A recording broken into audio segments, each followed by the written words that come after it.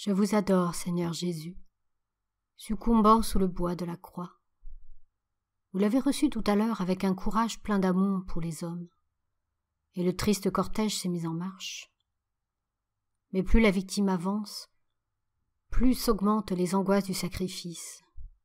Cette croix tout à l'heure supportée devient écrasante. Ô Maître, vos forces vous trahissent et vous tombez sur le chemin. Ainsi en est-il des douleurs de la vie humaine, quand elles s'accumulent avec le temps. On voit de ces âmes frappées, fortes d'abord et courageuses, mais accablées à la longue et comme écrasées sous le poids croissant de leur peine. C'est un fils qu'on avait perdu, mais deux restaient. La mort en ravit encore un, puis l'autre. C'en est trop. Toute force s'évanouit, la croix est trop lourde. Ce n'est plus cette croix de tout à l'heure qu'on pouvait encore porter, c'est une montagne, c'est un monde de douleur. L'âme défaille et tombe sur les ruines de tout ce qu'elle aima. Ô pauvre âme!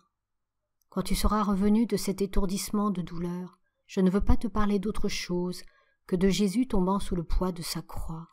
Regarde-le de près, et je ne veux même point t'en dire davantage. Lui seul saura te parler. Lui seul a les paroles de la vie éternelle, capable de ressusciter les âmes du désespoir, cette pire des agonies. Ainsi soit-il.